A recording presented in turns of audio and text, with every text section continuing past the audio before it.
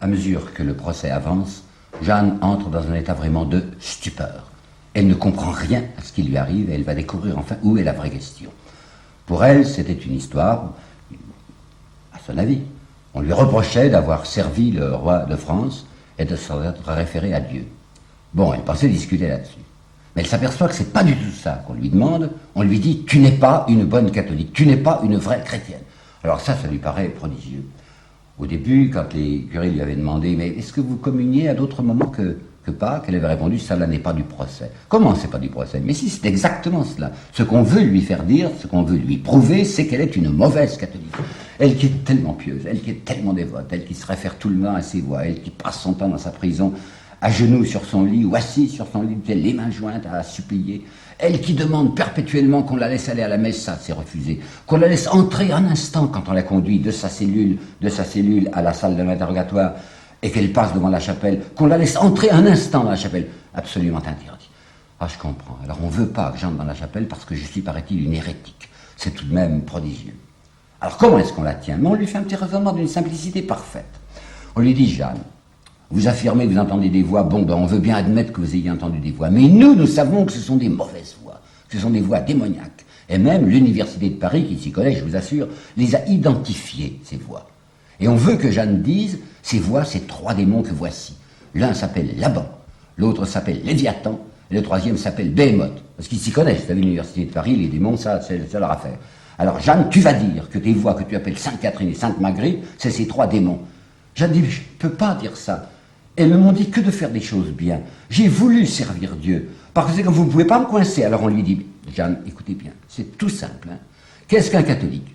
Un catholique, c'est quelqu'un qui obéit à l'Église. Vous ne voulez pas obéir à l'Église, vous ne voulez pas dire ce que l'Église vous force à dire, donc vous êtes une mauvaise catholique. Alors elle pleure à ce moment-là. Et elle dit, mais voyons, si j'ai fait quelque chose, je cite, hein, si j'ai fait quelque chose contre notre foi, dites-le moi. Et je ne demande qu'à faire réparation. Et j'en aurai honte, et je ne le ferai jamais plus, dit-elle.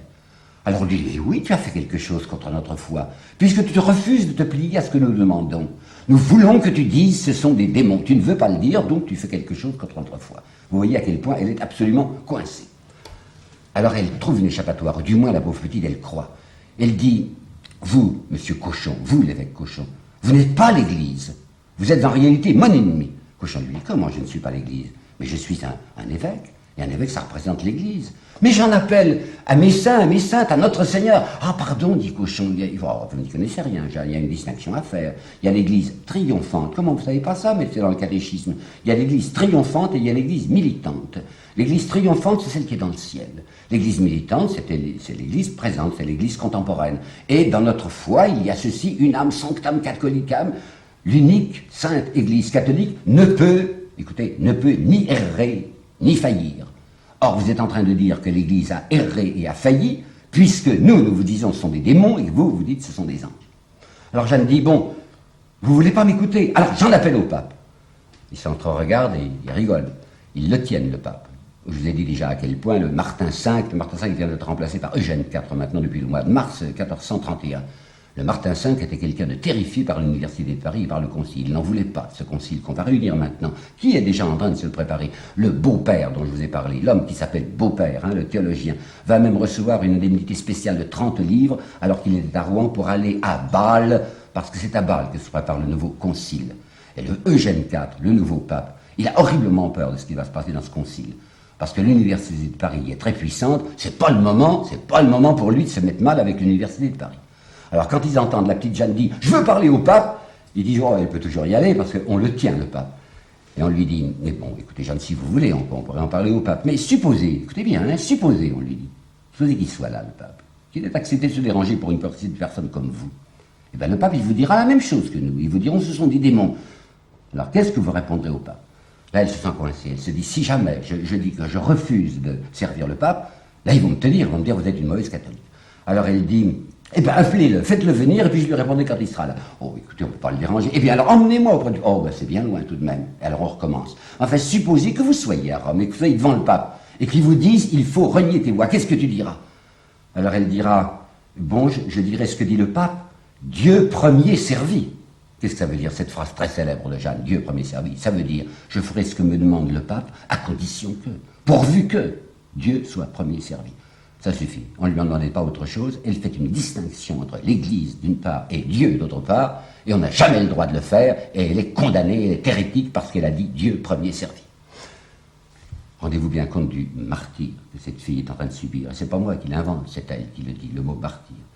Un jour, elle dira, mes saintes me sont encore apparues et m'ont dit, Jeanne, ne te chaille pas, c'est un vieux mot qui veut dire ne te désole pas, ne te chaille pas de ton martyr.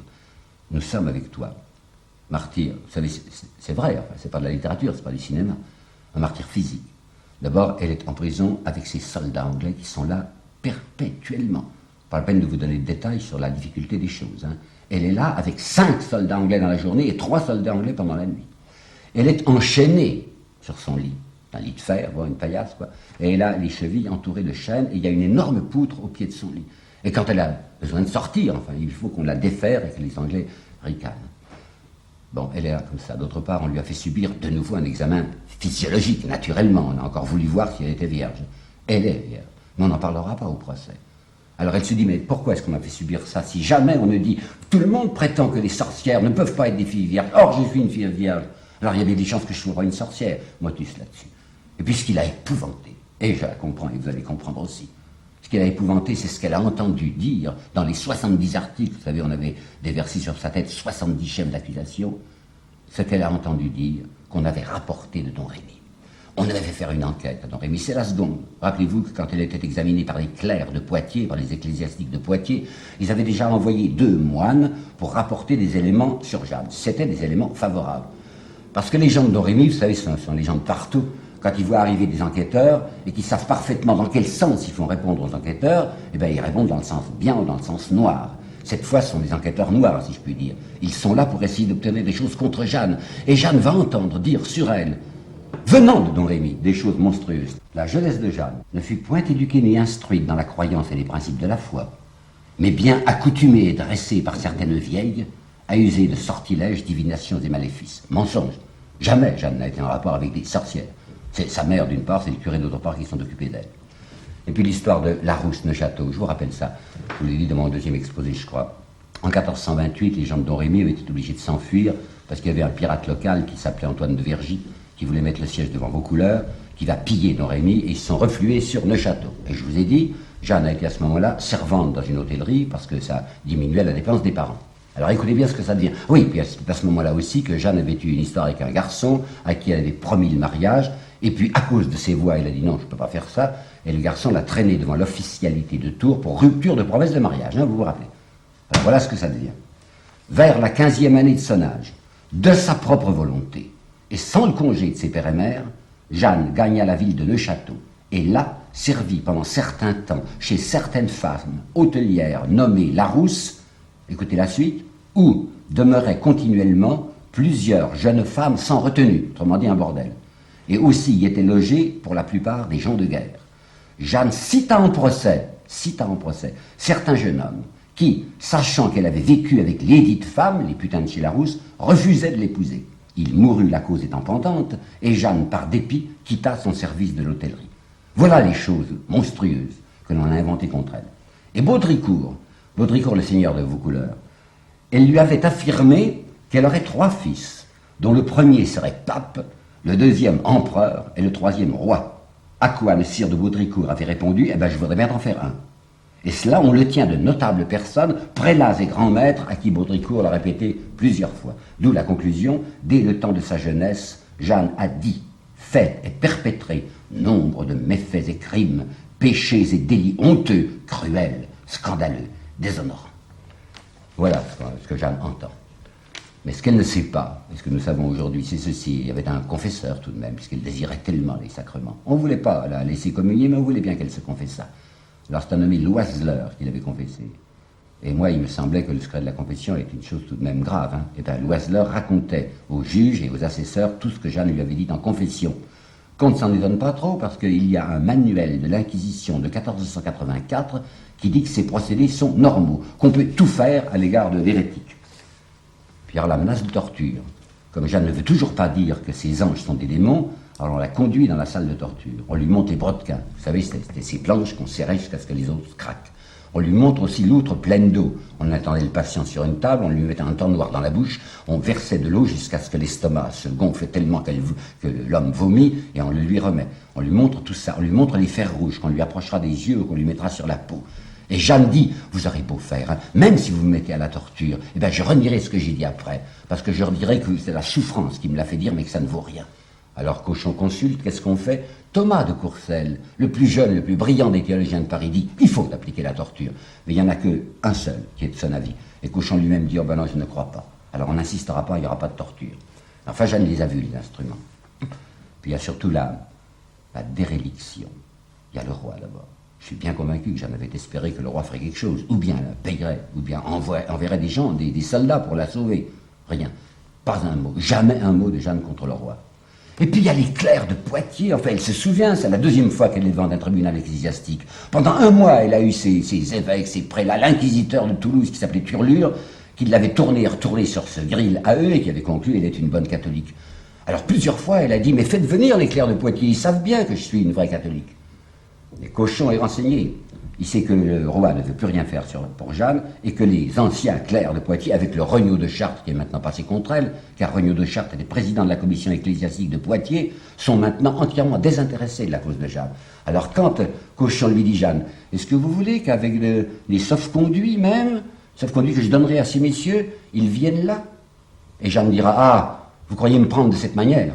Ce qui montre qu'elle a parfaitement compris que les clercs l'ont abandonnée. Et du reste, quand le Cauchon lui avait dit, pensez-vous, il avait dit ça, vous savez, comme un chatumite, comme ça, pensez-vous que les clercs de Poitiers étaient vraiment convaincus que vous étiez une fille de Dieu? Alors elle n'osera pas dire oui, elle va dire, eh bien, s'ils n'y croyaient pas, ils avaient tort. Et puis il y a ces voix, quoi, le ciel. Le ciel semble bien l'abandonner, parce que les lois lui avaient promis catégoriquement, dit-elle, une délivrance qui ne vient jamais. Le 14 mars, elle avait dit, Sainte Catherine vient de me dire que j'aurai secours. Je ne sais si ce sera en étant libéré de prison ou bien étant en jugement, c'est-à-dire au pied du bûcher, il y aurait quelques troubles, enfin, soulèvement du peuple. Je pense que ce sera l'un ou l'autre. Et par plusieurs fois, les voix m'ont dit que je serais délivré par une grande victoire française. Il n'y a pas de grande victoire. Le 17 mars, je crois fermement que Dieu ne laissera pas advenir que je sois mis si bas que d'être brûlé. Je crois que j'aurai secours bientôt et par miracle. Et un peu plus tard, j'ai demandé à mes voix si je serais brûlé. Elles m'ont répondu que je m'en remette à notre Seigneur et qu'il m'aidera. Il voit que c'est fini, quoi, qu'il n'y a plus d'espoir. Nous voici maintenant au milieu, même à presque la fin du mois de mai. C'est un anniversaire. Vous vous rappelez que c'est le 23 mai 1430 qu'elle a été prise, et le 23 mai 1431, il va y avoir l'admonition publique. C'est-à-dire, avant de la condamner, on va essayer de la persuader. Les 6 docteurs de l'Université de Paris, qui étaient à Rouen, sont allés à Paris pour une réunion générale de toute l'université qu'on va consulter sur le cas de Jeanne. Toute l'université a dit avec unanimité, il faut la brûler, c'est une hérétique. Alors ils reviennent à quelle date? Ils reviennent le 21 mai, et ils reviennent armés de cette lettre que je vous avais lue l'autre jour, où on dit, allez-y, enfin on a ça a assez traîné. 21 mai. Alors le 23 mai, il va y avoir cette fameuse admonition publique, je vous le répète, le jour anniversaire. L'admonition publique, c'est un nommé Pierre Maurice, qui est du reste un docteur de théologie de l'Université de Paris, qui va apostropher Jeanne, dans le ton que vous connaissez, enfin ce ton patelin. Il va lui dire, Jeanne, écoutez-moi bien, je vais vous faire une comparaison et vous allez me suivre. Et il lui dit ceci, Jeanne, mon ami, tu m'as mon ami très cher même, écoutez bien, voyons, supposez que le roi vous donne la garde d'une citadelle, d'une forteresse, avec défense de laisser entrer personne dans la citadelle, dans la forteresse, sinon muni d'un papier signé du roi. Arrive quelqu'un qui n'a pas de papier signé du roi, vous, qui avez la responsabilité de la forteresse, vous ne permettez pas à ce personnage qui n'a pas la signature du roi d'entrer. Eh bien nous qui sommes l'église militante, laquelle ne peut ni errer ni faillir, nous ne pouvons pas vous laisser entrer dans cette église où vous dites que vous êtes, puisque vous n'avez pas de papier. Comment pas de papier? Mais un papier signé de qui? Signé du bon Dieu? Non, ce sont eux-mêmes, ce sont les gardiens de la cité qui décident du formulaire et qui décident de la signature à donner. Elle est un peu boiteuse, la comparaison de Pierre Maurice. Jeanne s'en est tellement bien rendu compte qu'elle lui dit, vous avez beau dire, je ne changerai pas, je serai même devant le feu, que je continuerai à dire ce que j'ai dit. Superba responsio, note le procès verbal, ça veut dire réponse superbe. Mais superbe, dans la langue latine, ça veut dire réponse orgueilleuse. Ça, c'est le 23. Nuit du 23 au 24. Et c'est le 24 qu'en principe, on va la brûler. Alors, dans la nuit du 23 au 24, elle reçoit 2 visites. Il y a Beaupère, le grand théologien parisien, qui vient la voir dans sa prison. et qui lui dit « Jeanne, tu seras brûlée demain. » Alors il faut absolument, si tu veux sauver ta peau, il faut absolument que tu renies tes voix, enfin, que tu dises que c'est pas possible, c'est une erreur, que j'ai commise là une erreur. Puis il y a Loiseleur, son confesseur, et qui allait raconter la confession de Jeanne à tout le monde, Loiseleur qui vient lui dire « Demain tu peux être libre, Jeanne. Si tu abjures, si tu renies tes voix, tu seras libre demain. » Jeanne n'a pas répondu, je pense qu'elle n'a pas beaucoup dormi cette nuit-là, et nous voilà le 24 mai au vieux cimetière, au cimetière de Saint-Ouen, là, dans Rouen.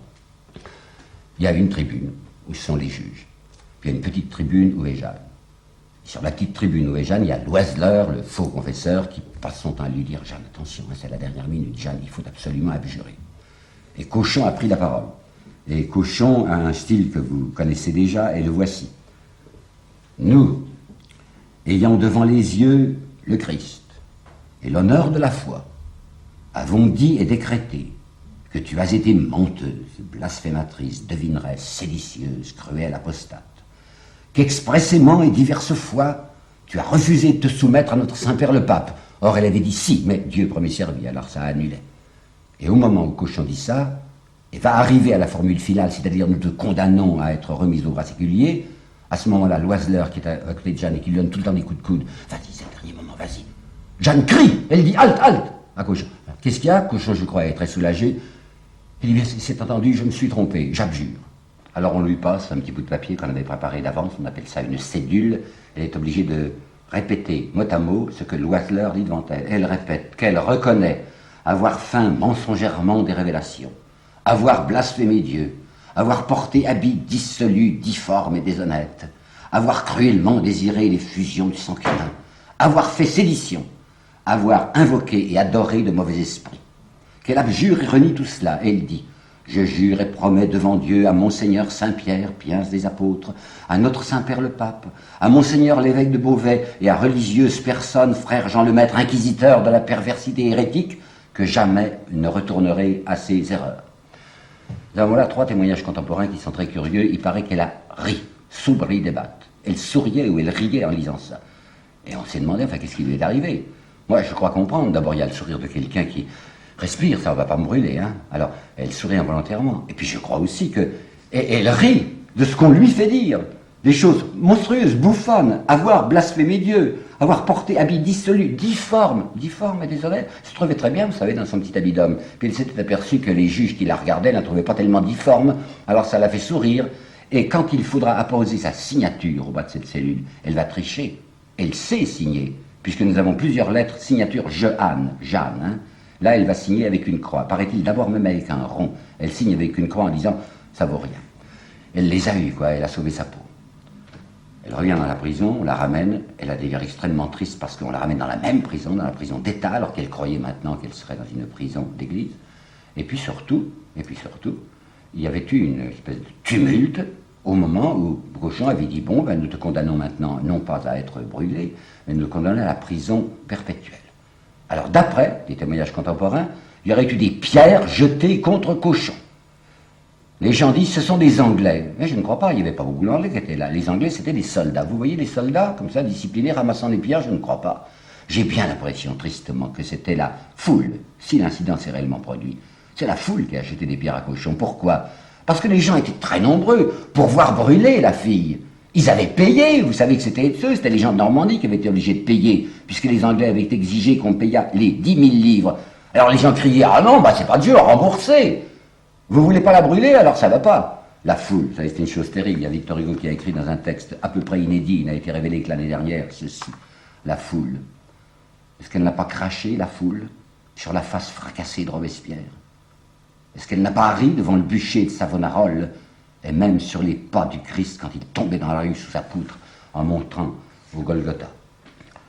Toujours est-il que Jeanne est ramenée dans sa prison et on l'a complètement tondue, parce qu'il n'était pas convenable qu'elle ait ses cheveux coupés comme un homme, alors maintenant, ratiboisé, plus rien, tondu. Ça va passer comme ça 4 jours. Nous sommes le 24, c'est le 24 qu'elle a abjuré, et voilà que le 27, Jeanne, qui était en habit de femme, reprend son habit d'homme. Cauchon en est averti. Le 28 au matin, il se précipite avec un certain groupe d'assesseurs à la prison. Il lui dit « Jeanne, qu'est-ce que tu as fait? Tu avais abjuré, tu avais promis de ne pas mettre son habit difforme et dissolu, et de nouveau tu es un habit d'homme ?»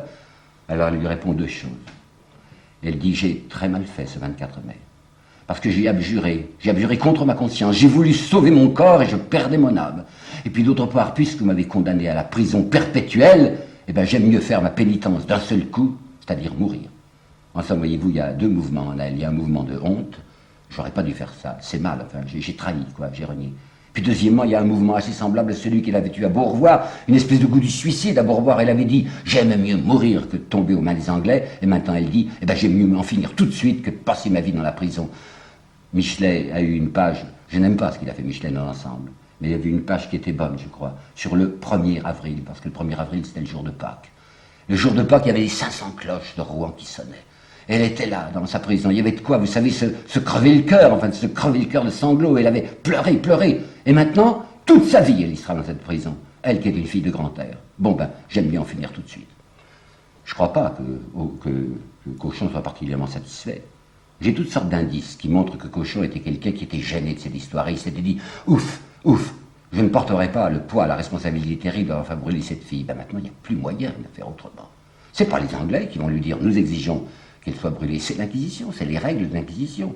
Quelqu'un qui a abjuré, il est sauvé. Bon, il est en prison, mais il a sauvé sa peau. Tandis que quelqu'un qui, après avoir abjuré, se rétracte et revient sur ce qu'il a dit, ce quelqu'un doit être brûlé. Il n'y a rien à faire. Alors c'est le 30 au matin, c'est le 30 mai 1431 au matin, à 9h du matin, qu'on a fixé l'exécution. À 7h du matin, Cauchon avec 6 personnes, ils sont 7, va revenir dans la prison de Jeanne. Tu n'as rien à dire, vous savez, c'est la dernière visite aux prisonniers qu'on va exécuter, enfin, une dernière déclaration. Alors elle va faire une dernière déclaration. Il y a un des témoins qui s'appelle le moine l'advenu, qui racontera 25 ans plus tard, elle s'est mise à genoux, elle s'est mise à sangloter, et elle s'arrachait les cheveux. Ah, je trouve ça joli de la part de l'advenu. Elle s'arrachait quoi? Parce qu'elle était tondue. Probablement, enfin, elle avait les mains à la tête. Et elle dit à Cauchon, eh bien oui, c'est vrai, j'ai fait des mensonges. J'avoue que j'ai fait des mensonges. Quand je vous ai raconté qu'un ange était venu me chercher dans mon laiterie et m'avait conduit chez le roi, c'était pas vrai. J'ai parlé allégoriquement. C'était moi qui étais le petit ange.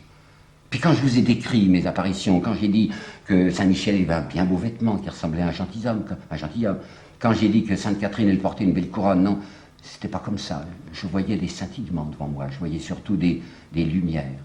Puis Cauchon lui dit, oui, ben, enfin, vous reconnaissez au moins que vos voix vous ont trompé. Oui, c'est vrai, dit-elle. Elles m'ont trompé parce qu'elle m'avait promis que je serais délivré. Je vois bien que je vais mourir, en fait, tout à l'heure, je vais mourir. Alors il faut le dire, c'est l'Oiseleur qui dit ça. Alors quand tu seras sur le bûcher, tu le diras à tout le monde que tu as été déçu par tes voix.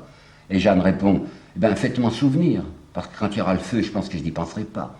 En réalité, elle ne veut pas dire devant le public, elle ne veut pas dire devant tout le monde, j'ai été déçu par mes voix. Et elle finira par crier encore, que ce soit des anges ou des démons, je les ai vus comme je vous vois. Alors ça y est, on la met sur la charrette. Elle est en habit de femme et on lui a mis une chemise soufrée, vous savez, pour que le feu prenne d'un seul coup. Le bûcher est très élevé. C'est un tas de plâtre, parce que les gens veulent en avoir pour leur argent, et si c'était un bûcher trop petit, les gens qui sont derrière ne verraient pas, alors il y a 2-3 mètres de haut, puis des fagots qui sont entassés là. Le bourreau avait l'habitude, c'est son métier, il avait l'habitude, le bourreau de Rouen, de faire un geste de gentillesse. Il étranglait les gens qu'on allait brûler. Dès que la fumée commençait à s'élever, que les flammes n'étaient pas encore arrivées au martyr, il s'amenait par derrière et il l'étranglait de telle manière que la victime fut étouffée par lui et ne fut pas brûlée. Mais il n'y avait pas moyen pour lui de monter parce qu'on l'aurait vu opérer sur ce très grand échafaud. Alors devant l'échafaud, Jeanne est là avec sa chemise soufrée qui descend jusqu'aux pieds. On lui a mis une mitre ridicule sur la tête. Sur cette mitre, il y a qu'elle est apostate, qu'elle est hérétique, qu'elle est relapse, qu'elle est dissolue. Il y a le poteau, qu'elle va être attachée, et sur le poteau, comme par la croix du Christ, on a mis aussi une inscription disant qu'elle est scandaleuse, qu'elle est scélérate. Et on lui dit, il faut faire tes prières, Jeanne. Alors elle est là, au pied du bûcher, qui fait des tas de prières, qui demande pardon à tout le monde. Elle demande pardon, oui, elle demande pardon aux Bourguignons, elle demande pardon aux Anglais. Elle ne renie pas ce qu'elle a fait, mais elle dit, j'ai certainement commis des fautes dans ma vie, j'ai fait tuer des hommes. Vous tous qui êtes là, pensez à moi, priez pour moi. Elle pleure tellement, elle continue tellement à se lamenter, la pauvre gosse, ça fait qu'elle est à 2 minutes de la mort, que le capitaine des Anglais dit, est-ce qu'on va me faire déjeuner là? Alors il faut la faire monter. Elle monte. Elle dit, donnez-moi une petite croix. Alors le capitaine anglais casse 2 morceaux de bois, des fagots, avec une petite ficelle, il fait une croix avec ces 2 morceaux de bois, et elle glisse ça contre sa peau. Et puis elle se dit, mais comment on m'attache les mains, je ne pourrais pas toucher ma petite croix. Alors il demande à un frère, le frère Ladvenu, « Je voudrais voir une croix ». Alors le frère Ladvenu, il court dans une chapelle qui était à côté, il prend une croix de procession et il va brandir cette croix devant Jeanne qu'on va flamber. Le bourreau bat le briquet, il allume, la flamme prend d'un seul coup. Alors quand Jeanne voit la flamme qui arrive, elle hurle, elle crie « Jésus !» comme on appelle « au secours ». Et Claudel dit c'était comme une flamme au-dessus de la flamme. Et elle brûle. Alors comme les gens voulaient la voir, voici un témoignage contemporain, c'est le témoignage du bourgeois de Paris. Puis le bourreau tira le feu en arrière pour que le peuple ne doutât point que Jeanne avait expié. Le peuple la vit donc toute nue, avec tous les secrets d'une femme. Et quand ils l'eurent vue assez à leur gré, toute morte, liée au poteau, le bourreau remit le feu grand sur cette pauvre charogne.